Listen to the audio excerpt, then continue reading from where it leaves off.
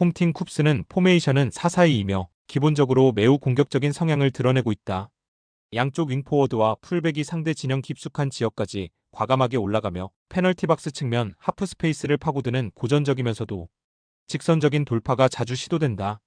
특히 윙포워드 페나네는 최근 물오른 경기 감각을 바탕으로 박스 안으로 파고드는 움직임과 빠른 마무리 능력을 보여주고 있어 드리타의 포백 수비를 위협할 가능성이 크다. 부틸라인에는 전방에서 연계와 세컨드 볼 경합을 통해 공격의 활로를 열어주며 아리프는 중원에서 템포를 조절하며 전방으로 날카로운 패스를 공급한다. 이들의 유기적 연계는 상대 수비 라인을 흔들며 결정적인 찬스를 만들어내는 핵심이다. 원정팀 드리타는 포메이션은 4-3-3이지만 전방 압박보다는 안정적인 수비 블록을 선호하는 팀이다. 마나즈는 제공권과 타겟 플레이에 강점을 가지고 있으나 빠른 전환 속도에서는 한계를 보인다. 아제라지와 무스타파가 측면에서 역습 기회를 노리지만 전반적으로 전개 속도가 더디고 세밀한 빌드업 완성도가 떨어진다. 수비 라인은 포백으로 구성돼 있으나 하프 스페이스 침투 대응이 미흡하며 측면에서의 11대인 방어가 자주 흔들리는 모습이 반복된다. 또한 원정 경기에서 수비 간격이 쉽게 벌어지는 경향이 있어 상대의 강한 측면 공격에 노출될 수 있다. 쿱스는 공격적인 4-4-2와 활발한 측면 침투, 페나넨의 물오른 결정력으로 드리타의 불안한 수비를 파고들 준비가 되어 있다. 반면 드리타는 전개 속도가 느리고 하프 스페이스 대응력이 떨어져 쿱스의 직선적 공격을 막아내기 어려울 전망이다.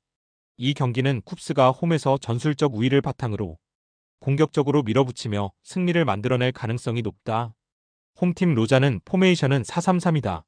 아이디는 이선에서 유연한 볼터치와 전환 패스를 시도하며 역습의 출발점이 된다. 레쿠에리는 중원에서 활동량과 압박 회피 능력을 겸비해 전개 안정성을 부여한다. 버틀러 -5의 대지는 측면에서 빠른 돌파와 컷백으로 위협을 만들지만 공격 전개가 수비 라인을 깊게 끌어내지 못할 때는 고립되는 모습도 보인다. 전체적으로 감독은 수비지향적인 전술을 선호하며 라인을 페널티 박스 부근까지 깊게 내린 뒤 철저한 선수비 후역습을 노린다. 원정팀 브레이다블릭은 포메이션은 4-3-3이다. 오마르소는 제공권과 연계 플레이를 겸비해 전방에서 버티지만 속도감은 떨어진다. 토르스테인스는 빠른 측면 돌파와 크로스를 통해 기회를 만든다. 굴라우구소는 중원에서 볼 배급과 템포 조율을 담당하며 팀의 안정적인 빌드업을 지원한다. 하지만 감독 역시 보수적 운영을 즐기며 라인을 페널티 박스 근처까지 내리고 역습 위주로 승부를 본다. 로장과 블레이다블릭 모두 수비 라인을 깊게 내리고 철저한 선수비 후역습을 구사한다. 이런 전술적 특성은 경기 템포를 느리게 만들고 득점 기회를 제한한다. 루즈한 경기 흐름과 서로의 안정지향적 운영을 감안하면 승부가 쉽게 갈리지 않을 가능성이 높다. 양팀 모두 조심스럽게 운영할 것이기 때문에 무승부를 기본 전제로 접근하는 것이 합리적이다. 홈팀 FC 노아는 포메이션은 4-2-3-1이며 물라 후세노비치는 박스 안에서 공을 지켜내며 제공권을 활용하는 타깃형 스트라이커다. 아바네시아는 측면과 하프 스페이스를 넘나들며 드리블로 공간을 넓히고 이선 침투를 통해 직접 마무리를 노린다. 울라드 오마르는 중원에서 볼 배급과 전진 패스를 담당하며 공격 템포를 조율한다. 하지만 팀 전체적으로 속도와 창의성이 부족해 전개가 답답하고 박스 근처에서 결정적 패스를 만들지 못하는 경향이 두드러진다. 그래서 공격 전개가 길어지고 찬스가 나오기까지 시간이 많이 걸리는 루즈한 경기 흐름을 자주 만든다. 전술적으로도 변화를 주지 않고 단조로운 패턴을 반복해 상대가 대비하기 쉽다는 약점이 존재한다.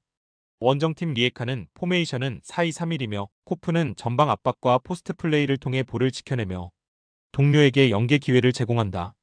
메날로는 측면 돌파와 컷백을 통해 공격의 활로를 열지만 피니시에서 날카로움이 떨어질 때가 많다. 단타스는 중원에서 패스 조율과 빌드업 지원을 담당하지만 템포 변화를 만들어내는 능력은 제한적이다. 결과적으로 리에카도 박스 근처에서 창의적인 마무리가 부족하고 공격 루트가 단조롭다. 그래서 경기 내내 점유율을 가져가도 결정적 찬스를 만드는데 시간이 걸리며 상대가 촘촘한 블록을 형성하면 쉽게 답답해진다. 전술적 유연성이 부족해 경기 흐름이 늘어지고 득점 기회가 제한될 가능성이 높다. FC 노아와 리에카 모두 공격 루트가 단조롭고 마무리의 창의성이 떨어져 경기 전체가 루즈해질 가능성이 크다. 양팀 모두 플랜 B 없이 전술적으로 완고해 경기 중 변화를 기대하기 어렵고 득점은 제한적일 것이다. 결국 답답한 공방 끝에 승부를 가르지 못한 채 승점 1점씩 나누는 시나리오가 가장 현실적이다. 홈팀 피오렌티나는 포메이션은 3-4-3이며 최전방의 모이스키는 강한 피지컬과 순간적인 가속으로 박스 안을 위협하는 피니셔다. 그는 상대 수비를 등지고 볼을 지켜낸 뒤 빠르게 슈팅으로 전환할 수 있어 마무리 결정력이 뛰어나다.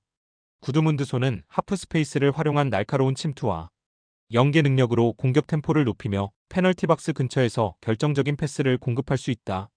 파지올리는 중원에서 창의적인 볼 배급과 템포 조절로 경기의 리듬을 만들어내며 세트피스 상황에서도 정교한 킥으로 직접적인 위협을 가한다. 피오렌티나는 기본적으로 점유율을 장악하면서 상대 진영을 압박하고 순간 전환 시 빠른 공격 루트로 상대를 흔드는 데 능하다.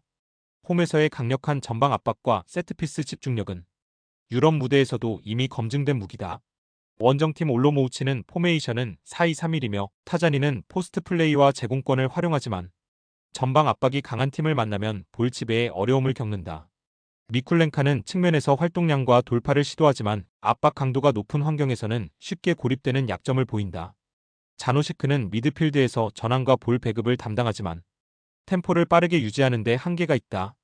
무엇보다 시그마 올로모우츠는 이번 시즌 원정 경기에서 유독 약한 모습을 노출하고 있으며 전술적 안정감이 크게 흔들리고 있다.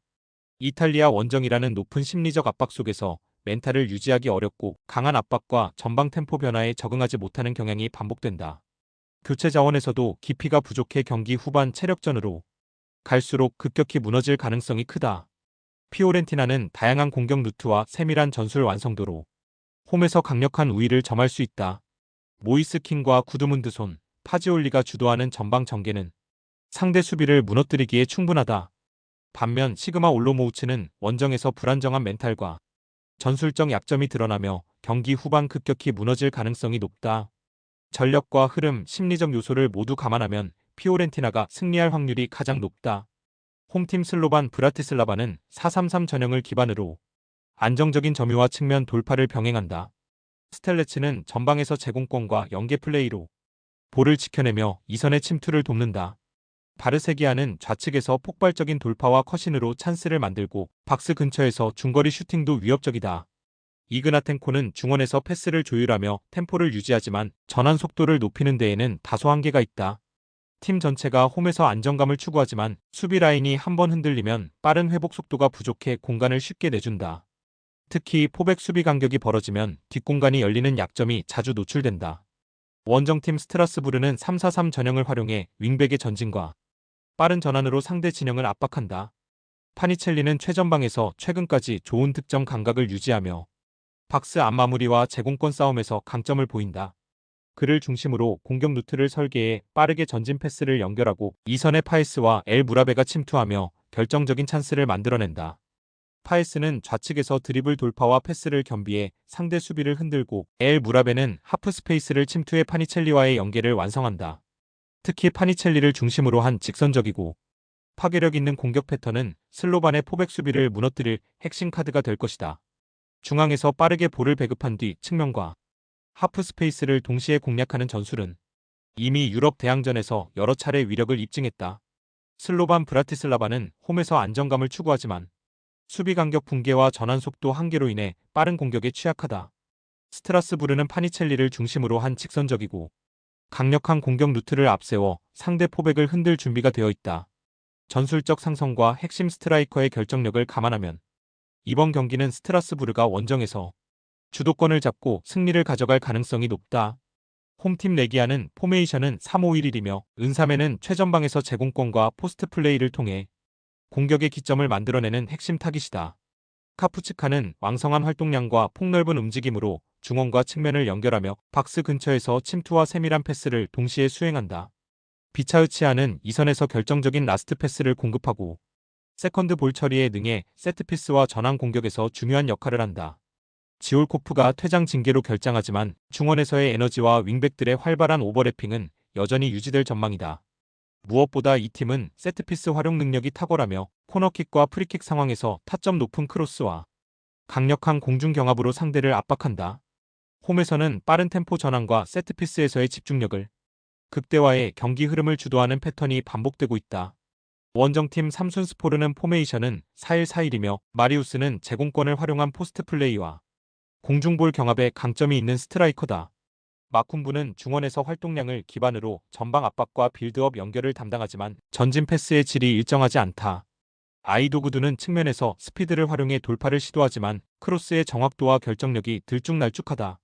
무엇보다 삼순스포르는 튀르키예에서 폴란드로의 장거리 원정을 치러야 하며 북유럽권 특유의 긴 비행 이동은 선수단의 체력 소모와 경기 집중력 저하로 직결될 수 있다. 피지컬적으로도 레기아 바르샤바보다 열세이기 때문에 세트피스 상황에서 공중 경합과 세컨드 볼 싸움에서 밀릴 가능성이 크다. 결국 장거리 이동으로 인한 피로와 세트피스 열세가 경기 후반으로 갈수록 더욱 뚜렷해질 전망이다. 레기아 바르샤바는 홈에서 세트피스와 제공권을 앞세워 상대를 압박할 수 있는 팀이다. 삼순스포르는 장거리 원정과 피지컬 열세로 인해 세트피스 대응과 후반 집중력에서 약점을 드러낼 공산이 크다. 결국 홈에서 전술적 강점을 극대화할 레기아 바르샤바가 승리를 가져가며 승점 3점을 확보할 가능성이 가장 높다.